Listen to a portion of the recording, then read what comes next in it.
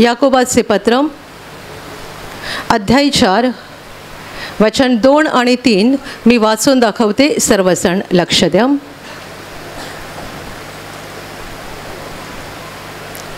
तुम्ही इच्छा धरता तरी तुम्हास प्राप्त होत नाही.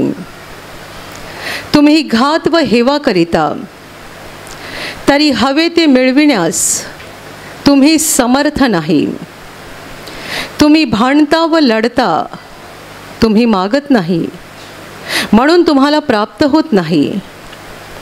तुम्ही मागता परंतु तुम्हास मिळत नाही, कारण तुम्ही अयोग्य प्रकारे मागता, म्हणजे आपल्या चैनीकरिता खर्चावे म्हणून मागता. Hallelujah, hallelujah, hallelujah, hallelujah, hallelujah, hallelujah. माझ्या प्रिय भावांनो आणि बहिणींनो, या 2 वचनातून याकोब आपल्याला काहीतरी महत्त्वाचं सत्य सांगत आहे. तो म्हणतोय, तुम्ही इच्छा धरता तरी तुम्हाला प्राप्त होत नाही. तुम्ही घात व हेवा करता तरी हवे ते मिळवण्यास तुम्ही समर्थ नाही.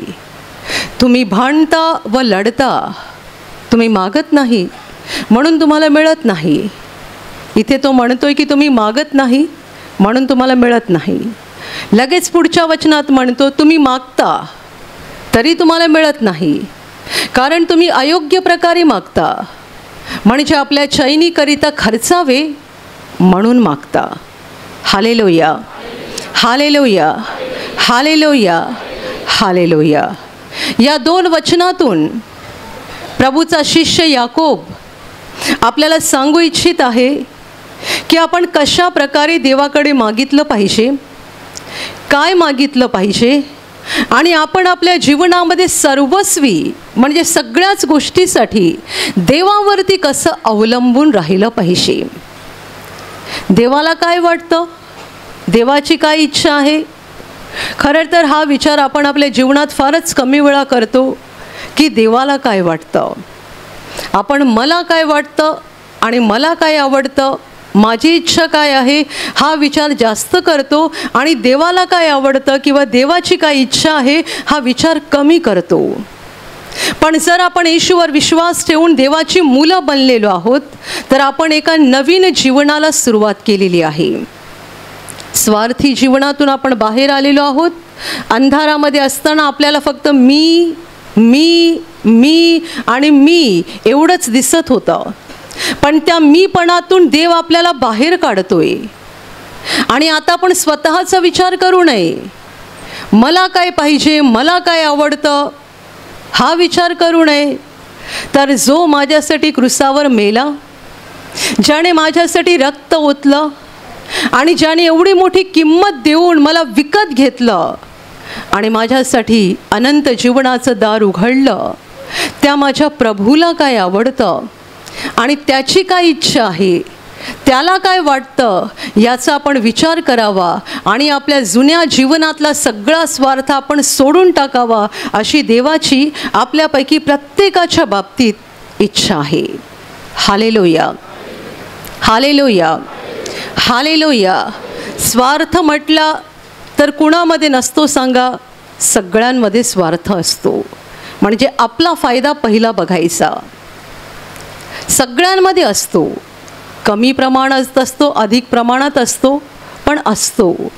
पण जसे जसे आपण विश्वासात पुढे जातो, हा स्वार्थ आपल्यातून निघून गेला पाहिजे, मीपणा गेला पाहिजे, आणि आपलं लक्ष प्रभूकडे लागलं पाहिजे, आणि आपण देवाला खुश करणारे लोक बनायला पाहिजे.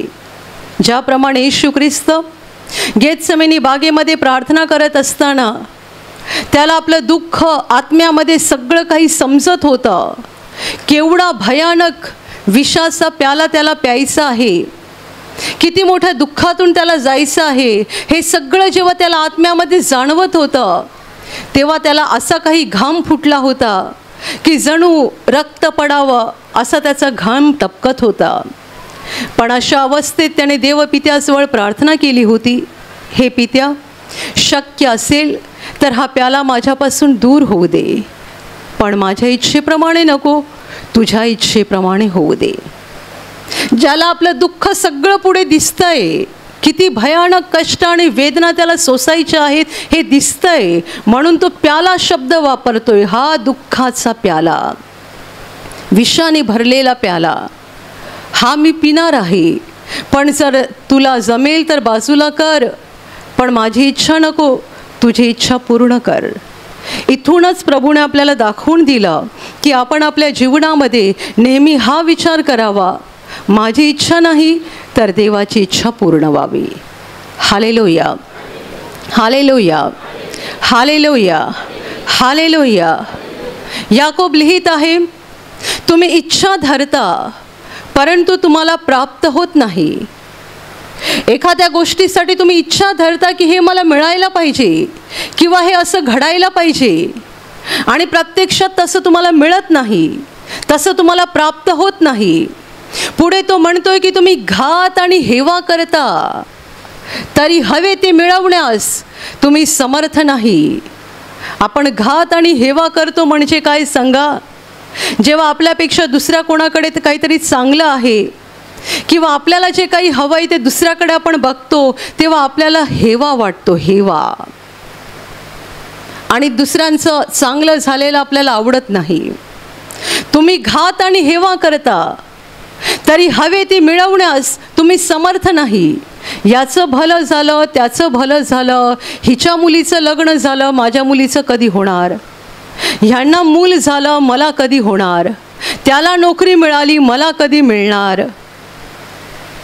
तुम्ही असले विचार करून हवे ते मिळवण्यास समर्थ नाही. पुढे म्हटलं आहे, तुम्ही भांडता, लढता, तुम्ही मागत नाही म्हणून तुम्हाला मिळत नाही. ही वचनं जगातल्या अविश्वासणाऱ्यांना त्याने नाही सांगितली, हे पत्र विश्वासणाऱ्यांसाठी आहे. म्हणजे असं होते की विश्वासाच्या प्रवासात हळूहळू आपण विसरून जातो की आपल्याला देवाकडे मागायचं आहे, आपल्याला दुसऱ्यांकडे बघून हेवा करायचा नसतो. आपली गरज, आपल्या व्यथा, आपल्या इच्छा आपण देवाला सांगायच्या असतात. तो म्हणतोय की तुम्ही भांडता आणि लढता पण मागत नाही आणि म्हणून तुम्हाला मिळत नाही. काही जण सतत मनात कुढत राहतात, मला हे अजून मिळालं नाही, मला हे अजून मिळालं नाही, माझ्या बाबतीत हे अजून घडलं नाही, हे अजून घडलं नाही. या शुक्रवारी एका भावाने ते साक्ष दिली, मला ती साक्ष पूर्ण आठवत नाही, पण त्या साक्षीत असा भाग होता की त्याला खूप दिवसापासून काहीतरी समस्या होती, खूप काळापासून, आणि त्याच्या घरामध्ये आशीर्वादी तेल पण ठेवलं होतं. तो कधी काळी आला होता प्रार्थनेला आणि तेव्हा तेलाची बाटली नेली होती आणि कुठेतरी ठेवून दिली होती, पण त्या तेलाचा वापरच केला नाही. शरीरामध्ये आजार आहे आणि घरामध्ये दैवी औषध आहे, पण ते वापरावं असं त्याला कधी सुचलंच नाही. आणि एक दिवस साक्षी बघत असताना त्याने एका व्यक्तीची साक्ष ऐकली आणि त्या व्यक्तीच्या बाबतीतही नेमकं असंच घडलं होतं की तिलाही काहीतरी समस्या होती. घरामध्ये तेल आहे याचा तिला विसर पडला होता त्या व्यक्तीला, आणि आठवण झाल्यानंतर त्या व्यक्तीने तेलाचा वापर केला आणि ती व्यक्ती बरी झाली. ही साक्ष बघत असताना या भावाला वाटलं, आठवण झाली, आणि त्यालाही वाईट वाटायला लागलं. मी पण गेलो होतो एकदा केंद्रात आणि मी पण तिकडचं तेल आणलं होतं, पण मी वापरलंच नाही. मला त्रास होतोय म्हणून मी दिवस रात्र त्रस्त आहे, पण तेल वापरावं हे माझ्या डोक्यात कधी आलंच नाही. मग तो उठला आणि त्याने तेल लावलं आणि तेल लावल्यानंतर देवाने त्याला बरं केलं. Hallelujah, hallelujah, hallelujah. पुष्कळ वेळेला आजारमुक्तीचं स्टेशन अगदी आपल्या जवळ असतं, पण तिकडे उतरायचं आपल्याला भान पण नसतं. अगदी जवळ असतं, फार लांब नसते, पण आपल्याला भान पण नसते की तिकडे आपल्याला उतरायचं आहे, तिकडे गेल्यानंतर आपला फायदा होणार आहे. कालच आपल्या प्रीमियर प्रार्थनेमध्ये निवासी शिबिरातली एक साक्ष दाखवण्यात आली. एका बहिणीला 5 की 6 महिने कानाची समस्या होती, कानाने ऐकायला येत नव्हतं आणि तिला असं वाटायचं की आंघोळ करताना कानात पाणी गेलं असेल म्हणून येत नसेल. आणि मग एक दिवस गेला, एक आठवडा गेला, एक महिना गेला, बराच काळ गेला, बरी होत नाही. आणि मग एक दिवस तिला वाटलं की हे तेल टाकायला पाहिजे. मला वाटते त्यानंतर ती प्रार्थनेला आली, तेल घेऊन गेली आणि घरात कोणाला तरी सांगितलं, जरा 1-2 थेंब माझ्या कानामध्ये तेल घाला. तिच्या कानात 2 थेंब तेल पडता बरोबर ती म्हणते कान उघडला, मोकळा झाला आणि स्पष्ट ऐकायला यायला लागलं. देवाचं वचन म्हणतं प्रभू समीप आहे. देव आपल्या जवळ आहे. देव आपल्या जवळ आहे, पण आपल्यालाच त्याला हाक मारायचं भान नसतं, त्याला विनंती करायचं भान नसतं, त्याच्यापुढे गुडघे टेकणं, त्याच्याकडे मागणं, या गोष्टीचा खूप वेळेला आपल्याला विसर पडतो. म्हणून वचन असं म्हणतं की तुम्ही भांडता आणि तुम्ही लढता, परंतु तुम्ही मागत नाही आणि म्हणून तुम्हाला प्राप्त होत नाही. यातून एक गोष्ट आपल्याला शिकायची आहे की जीवनातल्या छोट्यातल्या छोट्या गोष्टीपासून मोठ्यातल्या मोठ्या गोष्टीपर्यंत आपण सर्वस्वी देवावर अवलंबून राहिलं पाहिजे. तुम्ही बस स्टॉपवरती उभे आहात आणि बस येत नाही आहे, तेव्हा पण देवालाच हाक द्या. आणि तुम्हाला 4 व्हीलर गाडी घ्यायची आहे, तेव्हा पण देवाला हाक द्या. तुम्हाला नवीन घर बांधायचं आहे, तेव्हा पण देवाला हाक द्या. आता बस स्टॉपवरती उभे आहात आणि बस येत नाही, ती छोटीशी गरज आहे. तुम्ही 15 मिनिटात की 20 मिनिटात की अर्ध्या तासात बसमध्ये बसलात की तुमच्या इच्छित स्थळी तुम्ही पोहोचणार. ही छोटी गोष्ट आहे. घर बांधणं मोठी गोष्ट, मोठी गाडी घेणं मोठी गोष्ट. लहानातल्या लहान गोष्टीपासून मोठ्यातल्या मोठ्या गोष्टीपर्यंत आपल्याला सवय पाहिजे देवाकडे मागण्याची, म्हणजेच पूर्णपणे देवावर अवलंबून राहण्याची. Hallelujah, hallelujah, hallelujah. आणि आता पुढच्या वचनात तो असं म्हणत आहे, याकोब म्हणतोय की तुम्ही मागता पण तुम्हाला मिळत नाही. पहिल्या वचनात तो म्हणतो तुम्ही मागतच नाही म्हणून तुम्हाला मिळत नाही. म्हणजे असे लोक ज्यांना मागायचा विसर पडलेला आहे, फक्त दुसऱ्यांचा हेवा करतात, याचा फायदा झाला, त्याचा फायदा झाला, माझा अजून झाला नाही, हे फक्त हेवा करतात आणि मनातल्या मनात कुढत राहतात. देवाकडे मागायचं बाजूलाच राहते, म्हणून त्यांना प्राप्त होत नाही. दुसऱ्या प्रकारचे लोक जे मागतात देवाकडे तरी त्यांना प्राप्त होत नाही, कारण तो म्हणतोय तुम्ही अयोग्य प्रकारे मागता, चुकीच्या प्रकारे मागता. चुकीचा प्रकार म्हणजे काय? तुम्ही चैनीकरिता खर्चावे म्हणून मागता. स्वतःच्या सुख विलासासाठी, ऐशो आरामासाठी तुम्ही मागत असाल, स्वार्थासाठी मागत असाल, तर तुमची प्रार्थना तुम्ही 10 वेळा करा की 100 वेळा करा, तुम्हाला स्वर्गातून उत्तर दिलं जाणार नाही, कारण ती तुमची मागणी अयोग्य प्रकारे आहे आणि देवाला ती मान्य नाही आहे. Hallelujah, hallelujah. प्रभू येशूने एकदा सांगितलं मागा म्हणजे तुम्हाला मिळेल, आणि एकदा सांगितलं की तुम्ही मागण्याआधी तुमच्या गरजा काय आहेत हे तुमच्या स्वर्गातील पित्याला ठाऊक आहेत. मागा म्हणजे देव तुम्हाला देईल, आणि पुन्हा तो म्हणतोय की तुमच्या गरजा काय आहेत हे देव पित्याला ठाऊक आहे. म्हणजे तुम्ही काही मागितलं तरी देव तुम्हाला देईल असं नाही, तर तुम्ही जे काही मागताय ते तुमच्या गरजेचं आहे का? तुम्ही योग्य गोष्टीसाठी मागत आहात का? तुम्ही कशासाठी मागत आहात हे देवाला माहिती आहे, कारण आपल्यापैकी कोणीच देवाला फसवू शकत नाही. Hallelujah, hallelujah, hallelujah, hallelujah, hallelujah. कोणीही देवाला फसवू शकत नाही. एखादा भाऊ जर देवाकडे मागत असेल, मला 4 व्हीलर गाडी पाहिजे, कशासाठी पाहिजे? त्याच्या मनात असं आहे माझ्या मित्राने घेतली आहे ना, मग त्याच्यापुढे माझा कमीपणा होईल, त्याला दाखवण्यासाठी गाडी पाहिजे. तो एकदा मागेल, 2दा मागेल, 10 महिने झाले, वर्ष झालं, 2 वर्ष झालं, तो म्हणेल मी खूप मागितलं देवाकडे, पण देवाने माझं ऐकलंच नाही. या उलट एखादा भाऊ सांगतो देवा मला इकडे येण्यासाठी, प्रार्थनेला येण्यासाठी मोठी गाडी पाहिजे, माझं कुटुंब मोठं आहे आणि आम्हाला प्रवासाचा त्रास होतोय, आम्हाला प्रार्थनेला येण्यासाठी गाडी पाहिजे. देव निश्चित गाडी देणार. तुम्हाला तुमच्या कामाच्या ठिकाणी पण जर खरोखर त्या गोष्टीची गरज आहे गाडीची, तरी देव तुम्हाला गाडी देणार. मी अनेक वेळा सांगितलेलं आहे, काही लोकांकडे चांगल्या मोठ्या गाड्या येतात, ते प्रार्थनेला 4 व्हीलर गाडी घेऊन येतात, नवरा बायको दोघं बसतात, मागे सीट रिकामी असते, जाताना रस्त्यावर खूप लोक प्रार्थनेचे उभे असतात, कोणाला गाडीमध्ये घेत नाहीत आणि जायचं आहे तिथपर्यंत सोडत नाहीत. म्हणजे तुम्ही गाडी का मागितली, कशासाठी मागितली? एक गोष्ट नेहमी लक्षात ठेवा, देव आपल्याला जे काही देतो त्याचा आपण स्वार्थासाठी नव्हे तर देवाच्या इच्छेप्रमाणे उपयोग करावा ही देवाची इच्छा आहे.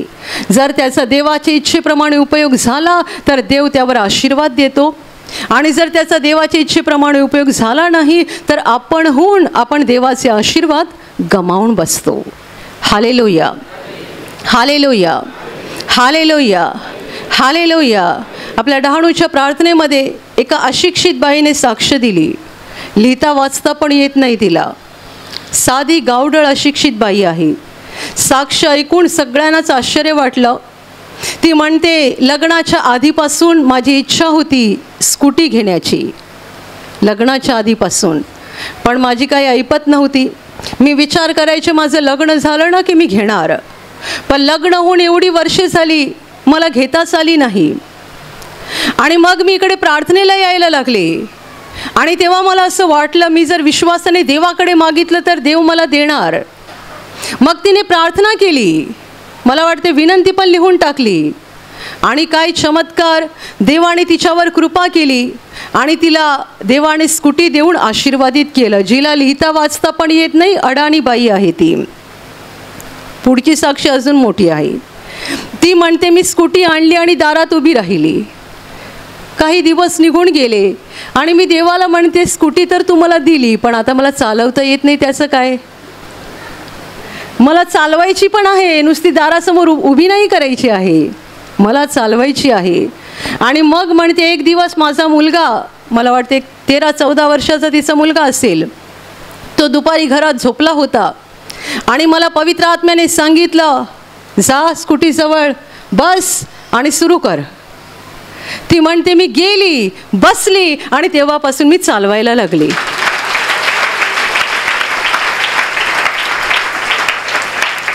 एकदम डायरेक्ट ट्रेनिंग. डायरेक्ट ट्रेनिंग कुणाकडून? पवित्र आत्म्याकडून.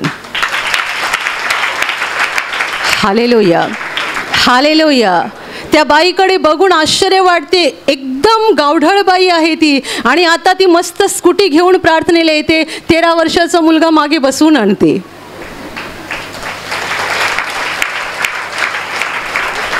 Hallelujah, hallelujah, hallelujah. तिची इच्छा होती लग्नाच्या आधीपासून, लग्न झाल्यानंतर पण गरीब परिस्थितीमुळे तिला घेता आली नाही. जेव्हा प्रभूकडे आली तेव्हा तिला विश्वास मिळाला. विश्वासाने तिने मागितलं, देवाने तिला दिलं, आणि फक्त गाडीच दिली नाही, गाडी चालवायला पण शिकवली. म्हणजे देव एवढं पण सगळं करतो, इतकं पण आपल्यासाठी करू शकतो. तिला चालवता येत नाही, ती म्हणते गाडी दारात उभी आहे, मला चालवता येत नाही, आणि देव तिला सांगतो, बस गाडीवर आणि सुरू कर, मी शिकवतो तुला. आणि देवाने स्वतः तिला गाडी शिकवली. धन्य ते लोक जे थेट देवाकडून शिकतात, ज्यांना थेट पवित्र आत्म्याकडून धडे मिळतात आणि पवित्र आत्म्याकडून शिकतात. Hallelujah, hallelujah, hallelujah. तुमच्यापैकी अनेकांच्या मनात अनेक गोष्टी असणार, मला अजून हे मिळालं नाही, अजून ते मिळालं नाही, अजून देवाने माझी इच्छा पूर्ण केली नाही. सगळ्यात पहिली गोष्ट, आपण जे काही देवाकडे मागतो ते आपण चैनीकरिता खर्चावे किंवा ऐशारामासाठी नाही, तर देवाच्या इच्छेप्रमाणे त्या गोष्टीचा वापर व्हावा आणि त्याद्वारे देवाचे गौरव व्हावेत, म्हणून आपण देवाकडे मागितलं पाहिजे. देवाच्या इच्छेप्रमाणे, देवाच्या इच्छेप्रमाणे, देवाच्या इच्छेप्रमाणे आपल्याला त्या गोष्टीचा वापर करता यावा, म्हणून आपण देवाकडे मागितलं पाहिजे. बिली ग्रॅहम देवाचे महान सेवक म्हणायचे, देव आपल्याला विसावा देतो. येशू म्हणाला ना, मी तुम्हाला विसावा देईन. तो आपल्याला विसावा देतो. कशासाठी? झोपा काढायला नाही, आपण दुसऱ्यांना विसावा देणारे बनावेत म्हणून. जेव्हा तुम्ही नव्याने प्रभूकडे आलात तेव्हा घरी गेल्या गेल्या प्रार्थना करणार, रात्री अपरात्री उठून प्रार्थना करणार, पहाटे लवकर उठून प्रार्थना करणार. का? आशीर्वाद मिळाले पाहिजेत. बरं व्हायला पाहिजे, घरातली संकटं गेली पाहिजेत म्हणून देवाच्या मागे लागून लागून लागून लागून प्रार्थना करता आणि मग देव आशीर्वाद देतो आणि सगळं सुशेगात झालं की पहाटे 8 वाजता पण आमचा गजर वाजत राहतो आणि आम्ही झोपा काढतो. म्हणून बिली ग्रॅहम म्हणतात, देव आपल्याला विसावा देतो, झोपा काढण्यासाठी नाही. आपण अगदी सुशेगात व्हावे आणि विश्रांती घेत राहावं म्हणून नाही, तर देवाने तुम्हाला विसावा दिला ना, तर आता तुम्ही दुसऱ्यांना पण विसावा देणारे बना. तुम्हाला दुसऱ्यांबद्दल दया वाटते का? कळवळा वाटतो का? गरिबांची दया येते का? आजारी लोकांची दया येते का? त्यांची तुम्ही सेवा करता का? त्यांच्यासाठी प्रार्थना करता का? त्यांना तुम्ही सुवार्ता देता का? त्यांच्यापर्यंत देवाची वचनं नेता का? देवाने तुम्हाला विसावा ह्यासाठी दिला आहे की तुम्ही पण दुसऱ्यांना विसावा देणारे बनावेत. Hallelujah, hallelujah, hallelujah, hallelujah. खूप वेळेला आपल्याला समजतच नाही. अनेकांना अशी प्रार्थना सभा म्हणजे काहीतरी जादू वाटते. यायचं, मागायचं, विनंती पेटीत विनंती टाकायची म्हणजे आपला फायदा होतो. पण लक्षात ठेवा, तुम्ही ज्याच्याकडे मागत आहात, ज्याच्याकडे विनंती करत आहात, ज्याच्यासमोर तुम्ही विनंती ठेवत आहात, ती कोणी निर्जीव वस्तू नाही आहे किंवा एखादी शक्ती पण नाही आहे की जिला भावना नाही आहेत. तुम्ही जिवंत देवासमोर आहात जो आपल्याला ओळखतो. आपण जितके स्वतःला ओळखतो त्यापेक्षा तो आपल्याला अधिक ओळखतो. म्हणून लक्षात घ्या, देव आपल्या 100% प्रार्थनाला उत्तर देत नाही. काही गोष्टी देव आपल्या जीवनामध्ये तशाच ठेवू देतो. तशाच बैलाच्या मानेवरती जू असलं की तो सरळ चालतो, जू नसलं की तो रस्त्यावर इकडे तिकडे भटकत राहतो. तसं आपण प्रभूकडे आल्यानंतर आपल्या जीवनातल्या खूप गोष्टी, चुकीच्या गोष्टी देव काढून टाकतो, दुःख काढून टाकतो. थोड्याफार गोष्टी देव ठेवतो, कारण आपण कसे आहोत हे आपल्याला जेवढं माहिती आहे त्याच्यापेक्षा देवाला जास्त माहिती आहे. प्रभूचा प्रभावी शिष्य पौल म्हणतो, प्रकटीकरणाच्या विपुलतेने मी चढून जाऊ नये म्हणून माझ्या शरीरात एक काटा ठेवण्यात आलेला आहे. हा काढून टाकावा म्हणून मी 3दा प्रभूला विनंती केली, पण देवाने त्याला उत्तर दिलं, माझी कृपा तुला पुरेशी आहे. Hallelujah, hallelujah, hallelujah. प्रकटीकरणाच्या विपुलतेने पौलाला विशेष असं स्वर्गीय राज्याचं प्रकटीकरण झालं होतं. म्हणून पौलाची जी पत्र आहेत ती पटकन समजत नाहीत. त्याचं प्रकटीकरण फार विशेष होतं आणि इतर सगळ्या प्रेषितांपेक्षा त्याला विशेष प्रकटीकरण झाल्यामुळे त्याला गर्व होऊ नये, अहंकारी बनू नये म्हणून त्याच्या शरीरामध्ये काटा ठेवला होता. म्हणजे त्याला ठोसे मारण्यासाठी एक सैतानाचा दूत नेमण्यात आला होता. ही व्यवस्था देवाकडूनच झाली होती, ठेवण्यात आला आहे असं तो म्हणतोय. ही व्यवस्था देवानेच लावून ठेवली होती अशासाठी की याच्यामध्ये गर्व येऊ नये. Hallelujah, hallelujah, hallelujah. प्रत्येक विश्वासणाऱ्याच्या जीवनामध्ये देव ही काळजी घेतो. कारण जर आपल्या जीवनात सगळंच चांगलं झालं, सगळंच चांगलं झालं, सगळंच आपल्या मनासारखं झालं, तर मग आपण जू नसलेल्या बैलासारखे सैरावैरा धावत राहू, देवाचा मार्ग सोडून देऊ आणि आपण चुकीच्याच मार्गाने भटकत राहू. Hallelujah, hallelujah. पहिलं वचन म्हणतं की तुम्ही इच्छा धरता परंतु तुम्हाला प्राप्त होत नाही. हे फार महत्त्वाचं वचन आहे. आपण इच्छा धरतो आणि आपल्याला प्राप्त होत नाही. खरं म्हणजे आपण हळूहळू असे बदलत जायला पाहिजे की आपल्या तोंडात आणि आपल्या हृदयात पण असे विचार आणि असे शब्द पाहिजेत की माझ्या जीवनात माझी इच्छा नाही, देवाची इच्छा पूर्ण झाली पाहिजे. तुम्हाला कुठे नोकरी हवी आहे, तुम्ही देवाकडे प्रार्थना करा आणि म्हणा, माझी इच्छा नको, तुझी इच्छा पूर्ण कर. माझी इच्छा नको, तुझी इच्छा पूर्ण कर. आजच पहिल्या सेशनमध्ये सुंदर साक्ष आली. एका भावाने घर घ्यायला लावलं होतं आणि ते घर छोटं होतं, परंतु त्याला देवाने सांगितलं, हे घर घेऊ नको, मी तुला लवकरच मोठं घर देईन. तो शहाणा होता म्हणून शांत राहिला आणि ते घर घेतलं नाही. आणि देवाने मोठी कृपा केली आणि त्यानंतर लवकरच त्याच्यापेक्षा 3 पट मोठं असं सुंदर घर देऊन देवाने त्याला आशीर्वादित केलं. Hallelujah, hallelujah. त्याला घाई करायची असती तर त्याने विचार केला असते, एवढं सुंदर घर आहे, एवढं सुंदर घर आहे, किंमत पण मला देता येण्यासारखी आहे, आता नाही घेतलं हातातून निघून जाईल, कोणी घेऊन टाकेल, मला परत मिळणार नाही. आतून देव त्याला सांगतोय, हे सोडून दे, हे सोडून दे, मी तुला नवीन घर देतो, मोठं घर देतो, चांगलं घर देतो. हा पवित्र आत्म्याचा आवाज. बुद्धी त्याला सांगत असणार हे घर घे, म्हणून तर तो व्यवहार करायला गेला होता, पण शेवटी त्याने पवित्र आत्म्याचं ऐकलं आणि ते घर सोडून दिलं. म्हणून देवाने त्याला काही कालावधीतच मोठं घर देऊन आशीर्वादित केलं.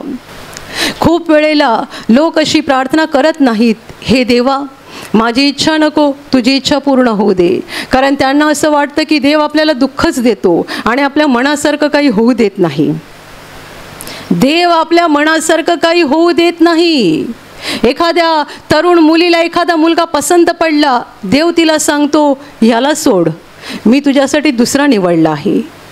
ती मनात विचार करते, पण आता माझं वय होत चाललं, काय माहीत दुसरा मुलगा मिळेल की नाही. किती वेळा आई वडील पण आपल्या मुलांची लग्न करायची घाई घाई घाई करतात. पटकन कुठलं तरी स्थळ आलं, काही विचार करत नाही. विचार करतात कसला माहीत आहे, पगार किती आहे, घर स्वतःचं आहे की भाड्याचं आहे, असला विचार करतात. विचार हा करा, त्या मुलाला कसलं व्यसन आहे का, तो देवावर विश्वास ठेवतो का, तो सन्मार्गी आहे की वाकडा चालणार आहे, हा विचार नाही करत. मुलाला पगार किती आहे, मुलाचं घर स्वतःचं आहे की भाड्याचं आहे, भाऊ बहिणी किती आहेत, म्हणजे प्रॉपर्टी असेल तर वाटणी केवढी होणार आहे ना, असले सगळे विचार केले जातात. आणि मग जर ते सगळं आपल्याला पटलं ना, मुलगा आहे मस्त, 40,000 पगार आहे, एकुलता एक मुलगा आहे, सगळी प्रॉपर्टी त्यालाच मिळणार आहे, घर पण स्वतःचं आहे, मग बाकी मागे पुढे काही बघत नाहीत, लग्न करून मोकळे होतात आणि मग येऊन रडत राहतात. काय झालं, मुलगा जावई मुलीला त्रास देतो, जावई मुलीला प्रार्थनेला येऊ देत नाही, अजून काही काळ जातो, मुलीला मुलंच होत नाही आहेत, म्हणून घरचे त्रास देतात. तुम्ही जेव्हा एवढी घाई केली तेव्हा देवाला विचारलं का, मुलाचं घर बघितलं, नोकरी बघितली, रूप बघितलं, बाहेरचं रूप बघितलं, त्यापेक्षा हृदय बघायचं होतं. हृदय आजकाल काही लोक हे फार बघतात, तो काळा आहे, ती तोकडी आहे, म्हणजे अंतकरण बघणं या गोष्टी जगात तर नाहीच आहेत, पण प्रभूमधले लोक पण असल्याच गोष्टी बघतात आणि मग खड्ड्यात पडतात आणि खड्ड्यात पडल्यावर मग शुद्धीवर येतात की आम्ही देवाची इच्छा विचारलीच नव्हती. Hallelujah, hallelujah, hallelujah, hallelujah, hallelujah.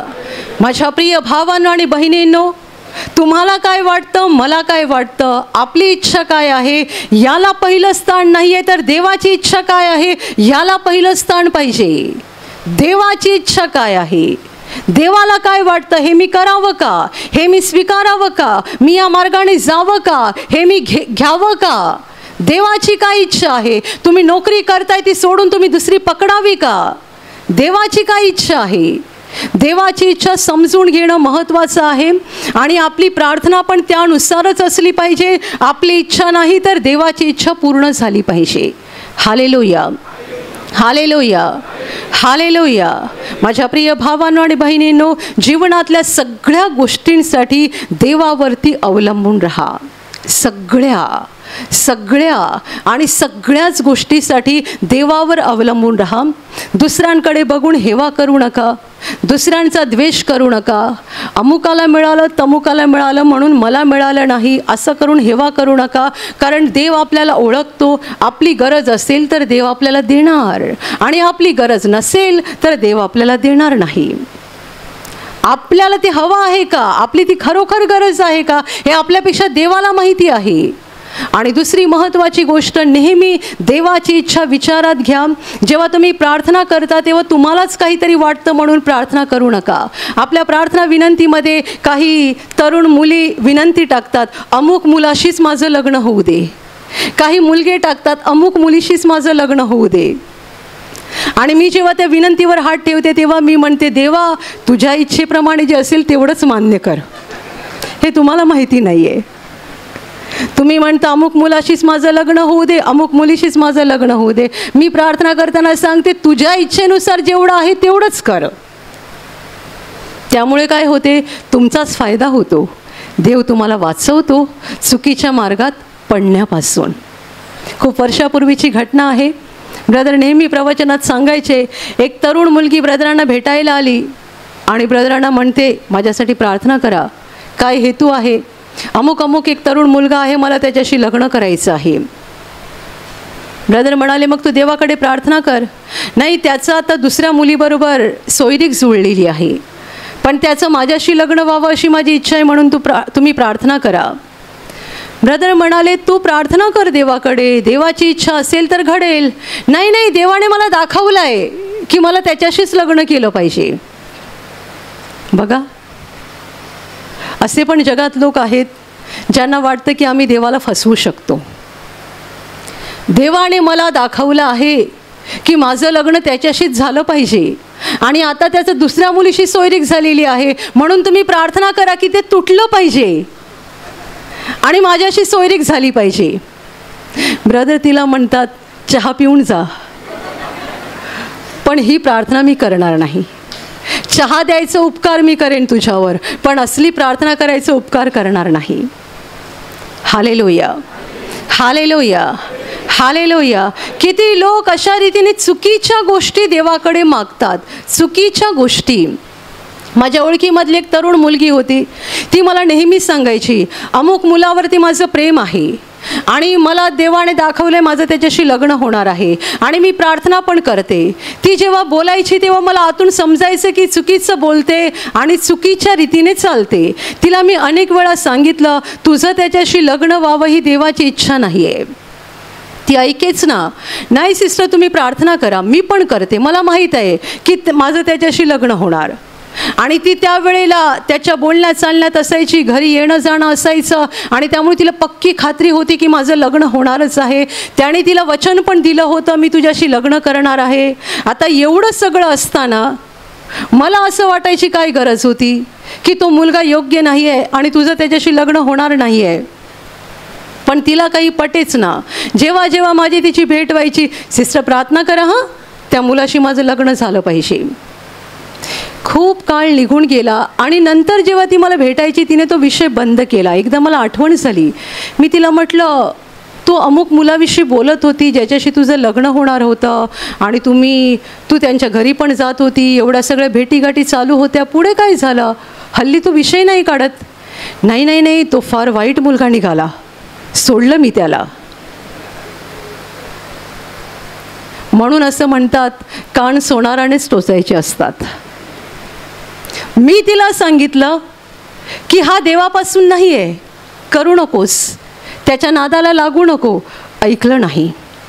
देवाचा सेवक, देवाची सेविका म्हणजे जगाच्या दृष्टीने अनपढ लोक असतात. यांना काही व्यवहार ज्ञानच नाही आहे, यांना काही कळतच नाही आहे. सिस्टरला काय कळतं तो माझ्यावर केवढं प्रेम करतो? सिस्टरला काय कळतं की तो मुलगा केवढा चांगला आहे? तिने मला त्याचा फोटो दाखवला नव्हता, मी त्याला बघितलं नव्हतं, तरी पण आतून प्रेरणा होती. त्या प्रेरणेने मी तिला सांगितलं, देवाच्या सेवकाला व्यवहार ज्ञान घेण्यासाठी जगामध्ये जाऊन प्रत्येक कक्षात जाऊन सगळ्या गोष्टी शिकायची गरज नसते. कारण योहानाने सांगितलं आहे, जेव्हा त्याचा अभिषेक तुमच्यावर राहतो तेव्हा तुम्हाला कोणी शिकवण्याची गरज नाही. जर त्याचा अभिषेक माझ्यामध्ये आहे तर तो मुलगा कोण आहे ते शोधायला जायची मला गरज नाही, त्याचा चेहरा बघायची मला गरज नाही. मी प्रेरणेने तिला सांगितलं, तिने माझं ऐकलं नाही आणि पुष्कळ काळ माझ्या मागे लागत आहे, प्रार्थना करा, प्रार्थना करा, प्रार्थना करा, प्रार्थना करा. मी एकदा पण केली नाही बरं का, कारण मला जी प्रेरणा आहे त्या विरुद्ध मी प्रार्थना करू शकणार नव्हती. आणि मग काही काळाने तिच्याच तोंडातून आलं आणि मग काय झालं, तिने काही भयानक प्रकार सांगितले की त्या मुलाने तिला कशा रीतीने फसवलं, कसा गैरफायदा घेतला, कशी तिची सगळी कमाई पैसा त्याने वापरून टाकला, हे तिने मला सांगितलं. म्हणून म्हटलं, कान सोनारानेच टोचायचे असतात. त्याने फसवलं ना, आत्ता शुद्धीवर आली. आधी देवाची सेविका तुला सांगत होती ते शब्द पटत नव्हते. Hallelujah, hallelujah, hallelujah. देवासमोर मागता तेव्हा वेड्यासारखं काही मागू नका, काही मागू नका. बायबल म्हणतं जेव्हा तू मंदिरात, देवाच्या मंदिरात जातो तेव्हा तोंडातून शब्द काढताना सांभाळून बोल, कारण तो स्वर्गात आहे आणि तू पृथ्वीवर आहेस.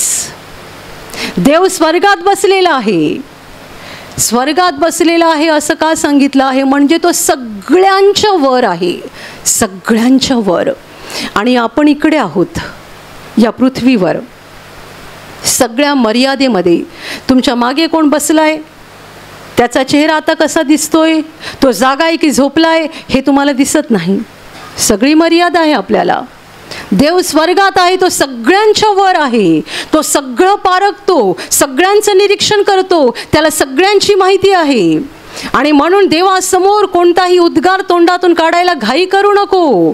देव स्वर्गात आहे, तू पृथ्वीवर आहे, म्हणून जरा शहाणपणाने देवासमोर बोल.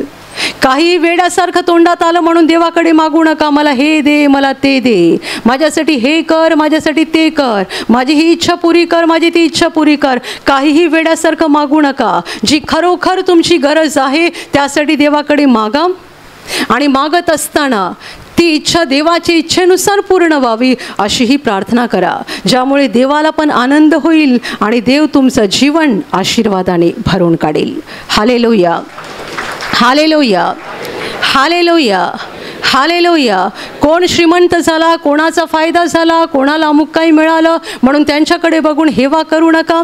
उगाच मनामध्ये कुढत राहू नका. सगळ्या गोष्टीसाठी देवावर अवलंबून राहा. सगळं काही देवाकडे मागा आणि देवाच्या इच्छेप्रमाणे मागा, म्हणजे तुमचं जीवन आशीर्वादाने भरून जाईल. आपण देवाच्या मार्गावर टिकून राहू. आपल्याला या जगात खूप श्रीमंत व्हायचं नाही आहे, शेवटपर्यंत देवाच्या मार्गात टिकायचं आहे आणि एक दिवस अनंत जीवनात पोहोचायचं आहे. Hallelujah, hallelujah, hallelujah. म्हणून तिमथ्याला लिहिलेल्या पत्रात पौलाने म्हटलं आहे, आपण जगात काही आणलं नाही आणि येथून आपल्याला काही नेता येणार नाही. म्हणून आपल्याला अन्न वस्त्र असल्यास तेवढ्यात तृप्त असावे. तुम्ही दुपारी जेवलात, रात्री पण देव तुम्हाला जेवण देणार आहे. तुम्ही चांगले व्यवस्थित इकडे पोहोचलात, देव तुम्हाला सुरक्षित नेणार. देवाने तुम्हाला राहायचं छप्पर दिलं आहे, मग ते स्वतःचं असो की भाड्याचं असो, पण दिलं आहे का? समाधानी असा. आपल्याला अन्न वस्त्र असल्यास तेवढ्यात समाधानी असा. अधिक मिळवायच्या मागे लागू नका, नाही तर सैतान आपल्याला फसवेल आणि आपण आपलं पाचारण, आपलं बोलावणं, आपली निवड आपण गमावून बसू आणि ते होता कामा नये. आपल्याला शेवटपर्यंत विश्वासात देवाच्या राज्यात टिकून राहायचं आहे आणि शेवटी अनंत जीवनात पोहोचायचं आहे. Hallelujah, hallelujah, hallelujah. आणि आता मी तुमच्यासाठी प्रार्थना करणार आहे. पूर्ण विश्वास ठेवा की प्रभू येशू एका क्षणात तुम्हाला स्पर्श करून बरं करेल. एका क्षणात तो तुमच्या जीवनातलं दुःख काढून टाकेल, कारण प्रभू आजही जिवंत आहे. 2000 वर्षांपूर्वी तो देहरूपात या जगात होता. आज देहरूपात नाही आहे, पण आत्म्याच्या रूपाने आहे. आणि जिथे जिथे लोक त्याच्यावर विश्वास ठेवतात आणि विश्वासाने त्याला हाक मारतात, तिकडे तिकडे तो त्यांच्या अगदी जवळ असतो. त्यांना बरं करायला, त्यांना आनंदित करायला आणि त्यांना सैतानाच्या हातातून सोडवायला तो नेहमीच तयार असतो. म्हणून विश्वास ठेवा, प्रभू इथे आहे. तो तुम्हाला स्पर्श करेल आणि तुमचं जीवन बदलून टाकेल. जिथे तुम्हाला आजार आहे तिथे विश्वासाने हात ठेवा आणि तिथे हात ठेवणं शक्य नसेल तर छातीवर हात ठेवा. प्रभू येशूच्या नावाने या क्षणाला तुमच्या शरीरातले सगळे आजार नष्ट होत, प्रभू येशूच्या नावाने तुमच्या जीवनातील सगळी दुःख निघून जावोत. सैतानाची सर्व कामं तुमच्या घरातून आणि तुमच्या कुटुंबातून प्रभू येशूच्या नावाने पूर्णपणे नष्ट होत. सर्व शुद्धात्म्यांनो, प्रभू येशूच्या नावाने मी तुम्हाला आज्ञा देत आहे, या क्षणाला यांना सोडून निघून जा आणि पुन्हा त्यांच्यात शिरू नका. प्रभूचं महान सामर्थ्य तुमच्यावर येऊ. पवित्र आत्मा तुमच्यावर येऊ. पवित्र आत्म्याचा आनंद तुमच्या जीवनात येऊ. पवित्र आत्म्याची शांती तुमच्या हृदयात येऊ आणि तुमचं जीवन स्वर्गीय प्रकाशाने भरून जावो. आमेन.